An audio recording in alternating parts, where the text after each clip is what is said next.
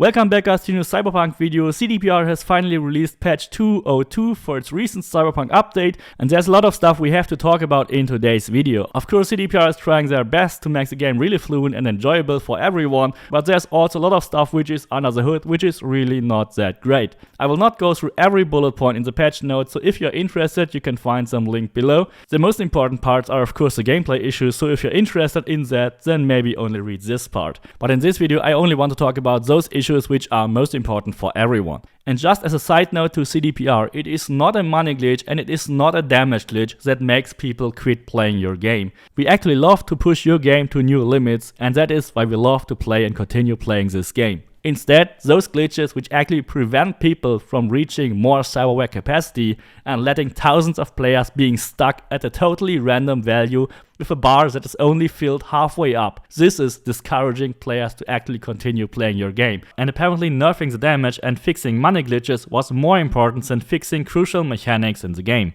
Something that was very obvious to be fixed very soon was the new money glitch, which was still working when you pressed the sell all junk button in update 2.0. They even patched it before update 2.0, but someone found out that you can simply press the sell all junk button and still do it, even after update 2.0 and even in 2.01. But now this method is finally blocked. You can no longer trigger a double sell event by holding the sell all junk button. But don't worry, there's already a new money glitch that still works in 2.02, and I will show that to you later in this video.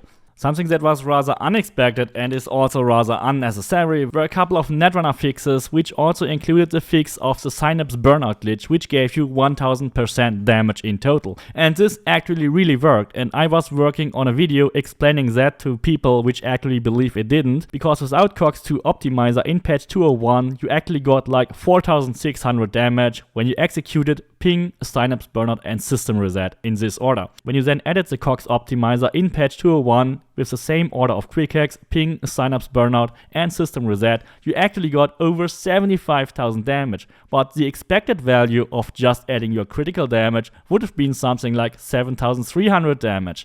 So synapse burnout in reality really gave you 1000% damage in patch 2.01. However, in patch 2.02, if we execute the same order of quick hacks with the COX-2 optimizer, we now get the real expected value. So the 1000% damage was real and it was working, but it was only working with synapse burnout. And so it confused a lot of people which used it for short circuit, which just didn't trigger the 1000%. The more complex damage calculation for synapse burnout may have slipped through the QA at CDPR, and they actually believed it was all okay, when in fact it really gave you 1000%, but only on this quick hack. So this was actually fixed and corrected, but synapse burnout is still strong and it will still give you up to 20,000 damage.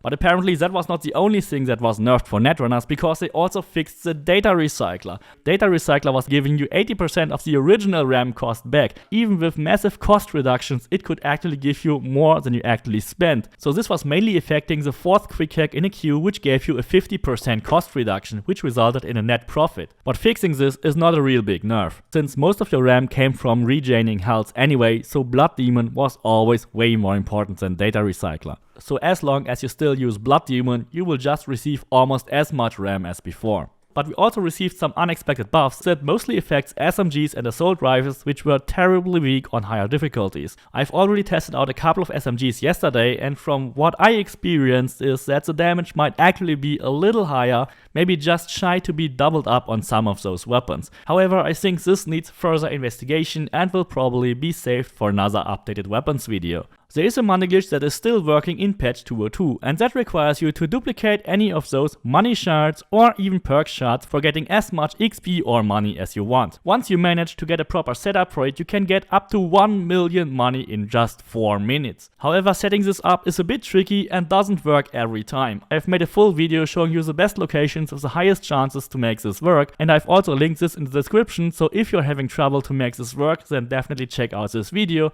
The basic principle is to find a body that has a shard you can duplicate, for example a money shard or any sort of XP shard. You just clear out the rest of the location where you found this body and then dump him in one of those bins. Make sure you also save your game after doing this, then exit the location so that the corpses are all despawning, even the ones in the bins, and then go back to the location and check if his loot bag is disappearing if you loot it. If the loot bag stays floating in the air, you know you made it work. If it didn't work, then just rinse and repeat until his bag is not disappearing anymore. You have a much higher chance to make makes this work if you remove everything from his loot bag except the shard you want to duplicate before you dump his body. If you manage to set it up properly and the bag didn't disappear, then you can simply run back and forth and collect this again and again and again as often as you want to. You can basically get infinite money and infinite XP, and you can even do this with Cyberware capacity shards.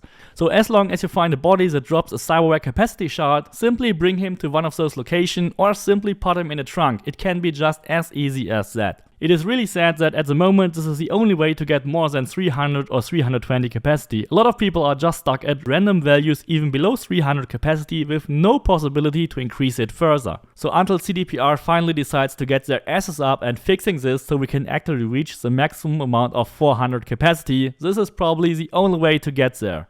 Another insane glitch that is still working in patch 202 is the perk point duplication glitch. You can basically get infinite amounts of perk points as early as on level 6. All you need is having at least Reflex 9, Intelligence 9 or Tech 9 and 5 perk points available. To do this glitch in the most efficient way, simply clear out an entire tree, for example on Reflex, and then invest your points in the following order. First put 2 points into Ready, Rested, Reloaded, then go for 1 point on Slippery and fill out Dash. And then you simply remove the points in the same order. Remove the points from Ready, Rested, Reloaded, remove them from Dash and remove them from Slippery. When you remove these points from Dash, you can actually remove an extra point from Dash every time you do this. You can also do this in a very similar way inside of the tech tree and also inside of the intelligence tree. The video for the full description is also linked in the description below. The maximum amount you need to fill out every tree should be around 221 points, so you can stop once you reach that number. The Cyberware stats reroll is also still possible after patch 202. If you want to upgrade any Cyberware, all your Cyberwares are sharing the same upgraded stats. So if you don't like any set of given stats when you upgrade your Cyberware, simply upgrade a cheaper one to get another reroll of different stats. You should always upgrade the cheapest possible Cyberware until you find a stats roll that is really good and can be rolled on your more valuable Cyberware.